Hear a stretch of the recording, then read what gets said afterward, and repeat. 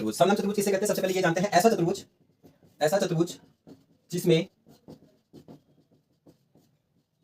आमने सामने की भुजाओं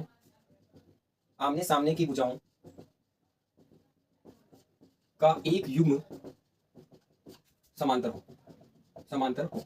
इसमें आमने सामने की भुजाओं का एक युग्म जो होता है, सम्मुख भुजाओं का जो एक युग्म होता है, वो क्या होना चाहिए? समांतर होना चाहिए। समांतर होना चाहिए, मैंने बराबर नहीं बोला, ध्यान रखना। समांतर का मतलब ये समझिए आप क्या होता है, समांतर हो। जैसे मान लीजिए कि ये कोई चतुर्भुज है, जिसे हम समलंब चतुर्भुज कब कहेंगे वो देखते हैं।